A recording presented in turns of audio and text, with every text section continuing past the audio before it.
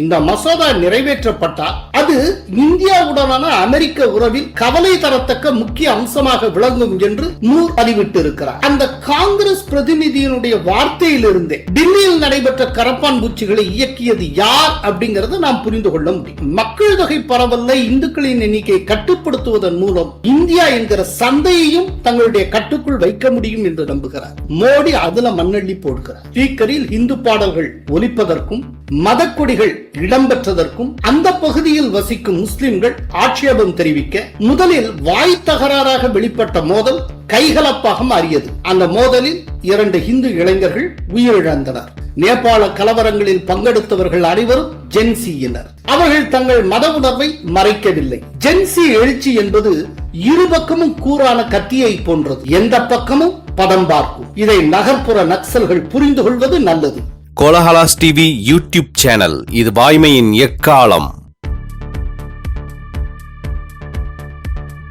FCRA மசோதாவுக்கு எதிராக அமெரிக்க காங்கிரஸ் உறுப்பினர் பதிவிட்டுள்ளாரே, பார்த்தீர்களா? வணக்கம் நண்பர்களே. இந்திய நாடாளுமன்றத்தில் FCRA சட்ட திருத்த மசோதா நிறைவேற்றப்பட உள்ளது. அது இந்திய நாடாளுமன்றத்தின் பரிசீலனையில் இருக்கு. அது பற்றி அமெரிக்காவை சேர்ந்த காங்கிரஸ் ரெப்ரசன்டேட்டிவ் ஒருத்தர் கருத்து சொல்றார். எங்க இருக்கிற மசோதாவுக்கு எங்க இருந்து ரியாக்ஷன் வருதுன்னு பாருங்க. இதுதான் தொடர்ந்து ஆரம்பத்திலிருந்தே சொல்லிட்டு இருக்கேன். அதாவது டெல்லியில நடந்த இந்த கரப்பான் பூச்சிகள் பண்ணின ஜென்சி எழுச்சி அது இதுன்னு சொல்றாங்களா, இதுக்கு பின்னால அமெரிக்க CIA ஒரு கரம் இருக்கிறது. அதே போல ஜார்ஜ் சோரஸனுடைய அனுசரணை இருக்கிறது. இது எல்லாம் சேர்ந்துதான் அந்த டெல்லியை கொஞ்ச நாட்களுக்கு அவங்க ஒரு கலக்கு கலக்கினாங்க அப்படின்னு. அதை நிரூபிக்கிற விதமா அங்க இத்தனாம் தேதி டெல்லியில மிகப்பெரிய கலவரம் நடக்கும் அப்படிங்கிறத அதுக்கு 3 நாட்களுக்கு முன்பாகவே டெல்லியில் இருக்கக்கூடிய அமெரிக்க தூதரகம் தன்னுடைய ஸ்டாஃபுக்கு சுற்றறிக்கை மூலம் கூறியது. இப்ப எங்க அப்பன் குதிரைக்குள்ள இல்லை அப்படிங்கிற கதையா ரொம்ப வெளிப்படையாக அமெரிக்கா தன்னை வெளிப்படுத்தி இருக்கிறது. இப்போ ஃபுல் டீடைல்ஸ் பார்க்கலாம். மேற்கு வெர்ஜீனியாவுடைய 2வது மாவட்டத்துக்கான அமெரிக்க காங்கிரஸ் பிரதிநிதி ரிலே எம் மூர் அப்படிங்கிறவர் ஒரு எக்ஸ் பதிவு வெளியிட்டு இருக்கிறார். அந்த எக்ஸ் பதிவுல அவர் என்ன சொல்லி இருக்கிறார் அப்படின்னா, இயேசுமானவர் உயிர்த்தெழுந்த பிறகு சுவிசேஷகர்களில் ஒருவரான புனித தோமையார் மலபார் கடற்கரைக்கு வந்து சேர்ந்தார். அது முதல் இந்தியாவில் கிறிஸ்தவர்கள் இருந்து வருகிறார்கள். இந்தியாவில் கிறிஸ்தவர்களுக்கு ஒரு நெடிய வரலாறு இருந்த போதும் சர்ச்சுகளையும் கிறிஸ்தவ அறக்கட்டளைகளையும் எடுத்துக்கொள்ள வகை செய்யும் FCRA சட்ட திருத்தத்தை இந்திய நாடாளுமன்றம் பரிசீலித்து வருகிறது. இது கிறிஸ்தவர்களுக்கு எதிரான தாக்குதலாகும். இந்த மசோதா நிறைவேற்றப்பட்டால் அது இந்தியாவுடனான அமெரிக்க உறவில் கவலை தரத்தக்க முக்கிய அம்சமாக விளங்கும் என்று மூர் பதிவிட்டிருக்கிறார். இவர் தன்னை பற்றி குறிப்பிடுறப்போ அந்த பதிவில் என்ன சொல்லி இருக்கிறார்னா, ஃபாதர், ஹஸ்பண்ட், ரோமன் கேத்தலிக். இந்த ரோமன் கேத்தலிக்ங்கிறது ஃபாதர் மற்றும் ஹஸ்பண்டுக்கு இணையான அடையாளம் அவரை பொறுத்தளவுல. அப்படிப்பட்டவற்றிலிருந்து இப்படிப்பட்ட வார்த்தைகள் வந்திருக்கின்றன. இப்போ அந்த காங்கிரஸ் பிரதிநிதியினுடைய வார்த்தையிலிருந்தே டில்லியில் நடைபெற்ற கரப்பான் பூச்சிகளை இயக்கியது யார் அப்படிங்கறத நாம் புரிந்து கொள்ள முடியும். இல்லைன்னா இந்திய நாடாளுமன்றம் பரிசீலிக்கக்கூடிய மசோதா தொடர்பாக அமெரிக்காவுக்கு என்ன கவலை?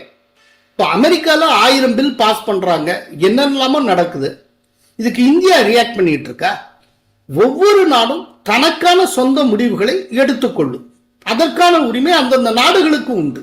அப்படிங்கிறப்போ இந்தியால என்ன விதமான மசோதாவை தாக்கல் செய்ய வேண்டும், என்ன விதமான மசோதா சட்டமாக இயற்றப்பட வேண்டும் அப்படிங்கிறது தொடர்பா அமெரிக்கா கருத்து சொல்லிக் கொண்டிருக்கிறது. இது எவ்வளவு பெரிய அயோக்கியத்தனம்! இதே விஷயத்தை உலக நாடுகள் அமெரிக்கா தொடர்பாக கடைபிடித்தால் அதனை அமெரிக்கா ஏற்றுக்கொள்ளுமா?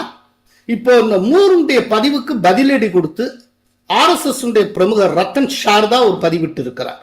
அதுல அமெரிக்காவில் சமய அறக்கட்டளை நிறுவனங்கள் மீது எத்தகைய கடுமையான சட்டங்கள் பாய்கின்றன அப்படிங்கிறத அவர் பட்டியலிட்டு இருக்கிறார். எல்லா நாடுமே தன்னுடைய நாட்டில் ஒவ்வொன்றையும் ஒரு குறிப்பிட்ட கட்டுக்குள் வைக்கக்கூடிய சட்ட திட்டங்களை வைத்திருக்கின்றன. இந்தியாவில தான் கடந்த காங்கிரஸ் ஆட்சியில எந்த ஒரு சட்ட திட்டங்களும் முறைப்படுத்தப்படாம நோக்கம் போல இயங்கக்கூடியதாக மாறிற்று. அது இப்போ கடந்த ஒரு 10-11 ஆண்டுகளாக 2014 இருந்து அது எல்லாத்தையும் ஸ்ட்ரீம்லைன் பண்ணிட்டு இருக்காங்க. அதுல ஒண்ணுதான் இந்த FCRA பில். என்ன அப்படின்னா, வெளிநாட்டுல இருந்து பணம் வருது, இங்க சில மத அமைப்புகள் இல்லாவிட்டால் மத மாற்றத்தையே தங்களுடைய மதத்தின் கடமையாக நினைக்கிற அமைப்புகள் இவங்கெல்லாம் அதை ரிசீவ் பண்றாங்க. ரிசீவ் பண்ணிட்டு நேரடியா மதமாற்ற பணியில ஈடுபடுறாங்க. ஆனால் ரிசீவ் பண்றப்போ நேர்மையா இது மதமாற்ற பணிக்காக சொல்றது கிடையாது. சொல்றப்போ வடகிழக்கு மாநிலத்தில் இருக்கிற குழந்தைகள் நலனுக்காக அப்படின்னு சொல்ல வேண்டியது. ஏதோ இந்தியாவில் இருக்கிற மக்களை காப்பாத்துறதுக்காக வெளிநாட்டில இருந்து பணமா கொண்டு வந்து இறக்கி இந்திய மக்கள் அப்படியே வாழ்விக்கிறாங்களா? அப்படின்னு இந்திய மக்கள் மீது மற்ற நாடுகளுக்கு அக்கறை. அவங்க ஏன் வாரி வாரி பணத்தை வழங்கணும்? என்ன ஆச்சரியமா இல்லையா? அமெரிக்கால இருந்து ஏராளமான பணம், கோடானு கோடி டாலர் இந்தியாவுக்குள்ள பாய்கிறது. கேட்டா இந்தியாவில் இருக்க இந்த பகுதி மக்களின் நன்மைக்காக, இந்த பகுதி மக்களின் குழந்தை நலனுக்காக, இந்த பகுதியில் இருக்க பழங்குடியினர் நலனுக்காக அப்படின்னு. இந்தியாவில் இருக்கிற பழங்குடியினர் ரொம்ப நன்றாக வாழ வேண்டும் என்று அமெரிக்காவுக்கு ஏன் கவலை? என்ன கவலை? அதுக்கு லாஜிக்கலா என்ன ரீசன் இருக்கு? அமெரிக்கா உண்மையிலேயே உலக மக்கள் நலனை பற்றி அக்கறைப்படக்கூடிய ஒரு தேசமாக இருந்தால் உலகத்துல எங்கேயுமே போர் இருக்காதே. ஒவ்வொரு முறையும் போரை தொடங்கி வைப்பதே அமெரிக்காவாகத்தானே இருக்கிறது.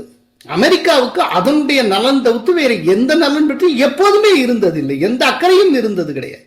அப்படிங்கிறப்ப அங்கிருந்து ஏன் இங்க பணம் வருது? என்ன காரணம்? அதாவது தொடர்ந்து ஒரு மதமாற்றத்தை இந்தியாவில் ஊக்குவிப்பது, அப்படியே தொடர்ந்து மதமாற்றத்தை கொண்டு வந்து இந்தியாவுடைய மக்கள் தொகை பரவல்ல, அதாவது டீமோகிராஃபில ஒரு பெரிய மாற்றத்தை உருவாக்கும். ஹிந்துக்களுடைய எண்ணிக்கையை மட்டுப்படுத்துவது, இதுதான் அவர்களுடைய நோக்கம். இதுல பாத்தீங்கன்னா அமெரிக்க அரசாங்கத்துக்கு இந்த மத சுதந்திரம் தொடர்பான ஒரு அமைப்பு வருஷா வருஷம் ஒரு தணிக்கை அறிக்கை மாதிரி ஒண்ணு கொடுக்கும். அந்த அறிக்கையில வழக்கம் போல இந்தியாவில் மத சுதந்திரம் இல்லை இல்லை இல்லைன்னு ஒரு பதிவு பண்ணுவாங்க. அப்படி மத சுதந்திரம் ரொம்ப ஒரு நெருக்கடியான நிலையில் இருக்கிற நாடுகள்ல இந்தியா படுமோசமான நாடாக சித்தரிக்கப்படும். அவங்க கொடுக்கிற ரிப்போர்ட் படி இந்தியாவோட கம்பேர் பண்றப்போ பங்களாதேஷும் பாகிஸ்தானும் ரொம்ப தேவலைங்கிற மாதிரி கொடுப்பாங்க. அதாவது அந்த விதமான ரேட்டிங்ஸ்ல பாகிஸ்தான், பங்களாதேஷ் இதை காட்டிலும் மோசமான நாடாக இந்தியா தொடர்ந்து சித்தரிக்கப்பட்டு வருகிறது. ஆப்கன் கூட இந்தியாவை காட்டிலும் மேம்பட்ட நாடாக காட்டப்பட்டு இருக்கு. இத்தனைக்கும் ஆப்கன்ல ஆட்சி செஞ்சுட்டு இருக்க தலிபான் ஆட்சியில அந்த நாட்டின் பெண்களே சுதந்திரமாக இருந்தது கிடையாது. அவர்களுடைய உரிமையை பறிக்கப்படுகிறது. ஆனால் மத சுதந்திரம் இந்தியாவை காட்டிலும் ஆப்கான்ல, பாகிஸ்தான்ல, பங்களாதேஷ்ல மேம்பட்டதாக இருக்கிறது என்று அந்த ஒரு தணிக்கை அறிக்கை வருஷா வருஷம் கூறுகிறது. இதுல இருந்தே அந்த அறிக்கையுடைய உண்மைத்தன்மை எவ்வாறு இருக்கும் அப்படிங்கிறத நாம் புரிஞ்சுக்கலாம். பங்களாதேஷ்ல இருக்கக்கூடிய மைனாரிட்டிஸுடைய உரிமை என்ன ஆயிற்று? இப்ப பங்களாதேஷ்ல ஷேக் ஹசீனாவை வெளியேற்றினாங்க. அடிப்படைவாத மாணவர்கள் தான் அத்தனை கலாட்டாவும் பண்ணது. ஷேக் ஹசீனா வெளியேறினதுக்கு அப்புறம் அங்க இருக்கக்கூடிய மைனாரிட்டி ஹிந்துஸ் எப்படி பந்தாடப்பட்டார்கள். அதாவது ஹிந்துக்கள் மைனாரிட்டியாக இருக்கக்கூடிய ஒவ்வொரு தேசத்திலும் ஹிந்துக்களுடைய எண்ணிக்கை குறைந்து கொண்டே வருகிறது. பங்களாதேஷ் 70s சுதந்திரம் அடைந்தப்போ அங்க இந்துக்களுடைய எண்ணிக்கை 21%, இன்னைக்கு வெறும் 8%. எப்படியாச்சு? ஆனால் அதே நேரத்தில் இந்தியாவில் முஸ்லிம்களுடைய எண்ணிக்கையும் சரி, கிறிஸ்தவர்களுடைய எண்ணிக்கையும் சுதந்திரம் பெற்ற போது எவ்வளவு இருந்தோ அதை காட்டிலும் கூடுதலாகத்தான் இருக்கிறது. அப்பனா உண்மையில மத சுதந்திரம் இந்தியாவில் இருக்கா, பங்களாதேஷ்ல இருக்கா, இந்தியாவில் இருக்கா, பாகிஸ்தான்ல இருக்கா? அப்படின்னா எவ்வளவு தூரம் இவங்களா ஒரு கட்டுக்கதையை ஃபேப்ரிகேட் பண்ணி அறிக்கையாக அமெரிக்க அரசிடம் வழங்குகிறார்கள். இப்ப இதே போல மேற்காசிய நாடுகள், குறிப்பா இஸ்லாமிய நாடுகள் எடுத்து, இஸ்லாமிய நாடுகள்ல எந்த அளவுக்கு மத சுதந்திரம் இருக்குங்கிறது எல்லோருக்கும் தெரியும். அது பற்றி ஒரு கம்ப்ளைண்ட் அமெரிக்க தரப்புல இருந்து எப்போதாவது வந்தது உண்டா? இஸ்லாமிய நாடுகள்ல இருக்கக்கூடிய மத சுதந்திரம் பற்றி யாராவது எப்போதாவது பேசியது உண்டா? இஸ்லாமிய நாடுகள்ல இருக்கக்கூடிய மதமாற்றத்துக்கான சுதந்திரம் பற்றி எந்த அமெரிக்க செனட்டரோ இல்லாட்டி காங்கிரஸ்காரரோ யாராவது பேசினது உண்டா? ஏன் சவுதி அரேபியால இருக்கக்கூடிய மதமாற்ற சுதந்திரம் பற்றி பேசுங்களேன் பார்ப்போம். ஈஜிப்ட்ல இருக்கக்கூடிய மதமாற்ற சுதந்திரம், துருக்கியில இருக்கக்கூடிய மதமாற்ற சுதந்திரம், இதெல்லாம் பற்றி பேச முடியுமா?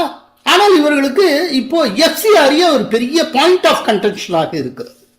காரணம், இந்தியா ஒரு மிகப்பெரிய தேசம், ஒரே நேரத்தில் பெரிய தேசம் மட்டுமல்ல, ஒரு பெரிய சந்தையும் கூட. அவங்களுடைய இலக்கு என்னன்னா, மக்கள் தொகை பரவல்ல இந்துக்களின் எண்ணிக்கையை கட்டுப்படுத்துவதன் மூலம் இந்தியா என்கிற சந்தையையும் தங்களுடைய கட்டுக்குள் வைக்க முடியும் என்று நம்புகிறார். இப்போ மோடி அதுல மண்ணள்ளி போடுகிறார். இவங்க என்னென்ன விஷயங்களை பெரிய ராஜதந்திரம் நினைக்கிறாங்களோ அதை அத்தனையும் மோடி கண்டறிந்து சத்தமே இல்லாம 1 by 1 தகர்த்து கொண்டே வருகிறார். 370க்கு ஆப்பு வச்ச மாதிரி. அதனால அவங்களால பொறுக்க முடியல. இப்ப இந்தோ அமெரிக்கன் ட்ரேட் அக்ரிமெண்டா மோடி பணியவே மாட்டேன்னு என்கிறார். நீட் இடத்துல கையெழுத்து போட மாட்டேங்கிறார். இன்னும் முடியல. அமெரிக்கானால ஒண்ணுமே செய்ய முடியல. இந்த எரிச்சல், கோபம், இது எல்லாம் சேர்ந்த அமெரிக்காவின் ஆற்றாமை இன்னைக்கு அந்த மூர் வடிவத்தில் வெளிப்பட்டு இருக்கிறது. பட் அமெரிக்கா என்ன நிர்பந்தம் இருந்தாலும் சரி, மோடி என்கிற ஒரு தலைமை இந்தியாவில் இருக்கிற வரை இவர்களுடைய எந்த ஒரு பாய்ச்சலும் ஈடுபடாது. இந்தியா அதன் போக்கில் பயணிக்கும். ஏனென்றால் இது மோடியின் இந்தியா, காங்கிரசின் இந்தியா அல்ல, நேருவின் இந்தியா அல்ல. நேபாள கலவரம் தரும் செய்தி என்ன? நேபாளத்துல கடந்த ஒரு வார காலமாக நீடித்து வந்த மத கலவரம் சற்றே ஓய்ந்திருக்கிறது. இந்திய எல்லைக்கு அருகே உள்ள நேபாளத்தின் கோஷி மாகாணத்தில் பிரச்சனை வெடித்தது. அங்குள்ள சன்சாரி மாவட்டத்தில் கப்தன்கஞ்ச் பகுதியில் ஜூலை 26ஆம் தேதி இந்துக்களுக்கும் முஸ்லிம்களுக்கும் இடையே மோதல் ஏற்பட்டது. ஆடி மாதத்தில் நேபாள இந்துக்கள் காவடி யாத்திரை செல்வார்கள். காவடி யாத்திரை செல்லும் போது ஸ்பீக்கரில் பாடல் ஒலிக்க செல்வது வழக்கம். யாத்திரையின் போது ஸ்பீக்கரில் இந்து பாடல்கள் ஒலிப்பதற்கும் மதக்கொடிகள் இடம்பெற்றதற்கும் அந்த பகுதியில் வசிக்கும் முஸ்லிம்கள் ஆட்சேபம் தெரிவிக்க முதலில் வாய் தகராறாக வெளிப்பட்ட மோதல் கைகலப்பாக மாறியது. அந்த மோதலில் 2 இந்து இளைஞர்கள் உயிரிழந்தனர். அதைத் தொடர்ந்து நேபாள இந்திய எல்லை பகுதியில் வன்முறை காட்டு தீயாக பரவியது. நேபாளத்தின் சன்சாரி மாவட்டத்தில் தொடங்கிய இந்த வன்முறை டெராய் பிராந்தியம் வரை பரவியது. ஜூலை 30ஆம் தேதி நேபாள பிரதமர் பாலேந்திர ஷா உரை நிகழ்த்தினார். அமைதியையும் நிதானத்தையும் கடைபிடிக்குமாறு மக்களை கேட்டுக்கொண்டார். அப்படி இருந்தும் கல்லறி சம்பவங்களும் தீ வைப்பு சம்பவங்களும் பரவின. வாகனங்கள் நொறுக்கப்பட்டன. குறிப்பிட்ட மதத்தினரின் வழிபாட்டு தலங்கள் சேதப்படுத்தப்பட்டன. வன்முறை பரவிய பகுதிகள் ரணகளமாயின. கலவரம் பாதித்த பகுதியில் ஊரடங்கு உத்தரவு பிறப்பிக்கப்பட்டது. இந்த கலவரத்தால் இந்திய எல்லையோர பகுதியிலும் பதற்றம் காணப்பட்டது. நேபாளமும் உத்தரப்பிரதேசமும் 579 கிலோமீட்டர் நீளமுள்ள எல்லையை பகிர்ந்து கொள்ளுகின்றன. எனவே எல்லையோரத்தில் உள்ள பிலிபிட், லக்கிம்பூர் கேரி, பஹ்ரைச், ஸ்ரவஸ்தி, பல்ராம்பூர், சித்தார்த் நகர், மகாராஜ்கஞ்ச் ஆகிய உத்தரப்பிரதேச மாவட்டங்களில் 1047 கிராமங்களில் பாதுகாப்பு பலப்படுத்தப்பட்டது. 24 மணி நேரமும் கண்காணிப்பு தீவிரப்படுத்தப்பட்டது. வாகன சோதனைகள் மற்றும் எல்லையை கடக்கும் நபர்களின் அடையாளங்களை சரிபார்க்கும் பணிகள் நடைபெற்றன. இவற்றால் தற்போது நிலைமை சீரடைந்திருக்கிறது. மாதேஷ் மாகாணத்தில் உள்ள தனுஷா மாவட்டத்தில் பல்வேறு போராட்ட குழுக்கள் தங்களது போராட்டத்தை வாபஸ் பெற்றுள்ளன. இதையடுத்து ஊரடங்கு விலக்கிக் கொள்ளப்பட்டது. சிராகா மாவட்டத்தில் உள்ள கோல்சார் பகுதியிலும் ஊரடங்கு உத்தரவு தளர்த்தப்பட்டு இருக்கிறது. இப்போது நடந்தது போன்ற மத மோதல்கள் 2023ஆம் ஆண்டு அக்டோபரிலும் நடந்தது. அப்போது குறிப்பிட்ட மதத்தை சார்ந்த ஒருவர் போட்ட சமூக ஊடக பதிவு மோதல் உருவாக காரணமாயிற்று.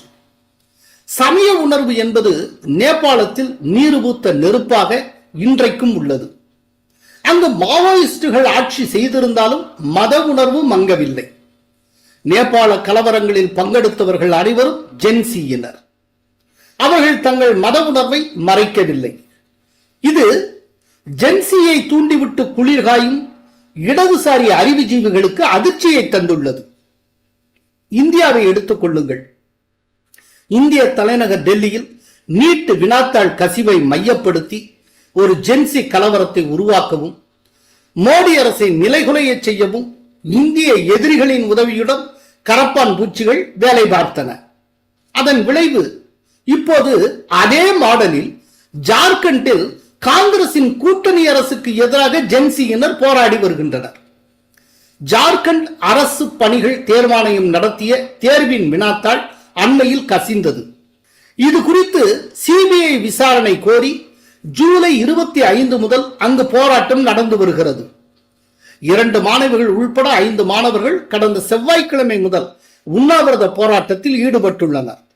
ஜார்க்கண்ட் லோக் தந்திரிக் கிராந்திகாரி மோர்ச்சாவுடைய தலைவர் தேவேந்திரநாத் மகத்தோ ஆகஸ்ட் 2 முதல் உண்ணாவிரத போராட்டத்தில் ஈடுபட்டு வருகிறார். எங்கள் கோரிக்கைகளை நிறைவேற்றாவிட்டால் ஆகஸ்ட் 10ஆம் தேதி ஜார்க்கண்ட் சட்டப்பேரவையை முற்றுகையிடுவோம் என்று மாணவர் தலைவர் ராதேகுமார் சூளுரைத்திருக்கிறார். மோடியை பதம் பார்க்க ராகுலும் அபிஜித் தீப்கேவும் உருவாக்கிய அதே போராட்ட வடிவம் ஜார்க்கண்டில் காங்கிரஸ் அரசை பதம் பார்க்கிறது. வினை விதைத்தவன் வினை அறுப்பான், அதுதான் கர்மா. ஜென்சி எழுச்சி என்பது இரு பக்கமும் கூரான கத்தியை போன்றது. எந்த பக்கமும் பதம் பார்க்கும். இதை நகர்ப்புற நக்சல்கள் புரிந்து கொள்வது நல்லது. நன்றி, வணக்கம். கோலஹலாஸ் டிவி யூடியூப் சேனல், இது வாய்மையின் எக்காலம்.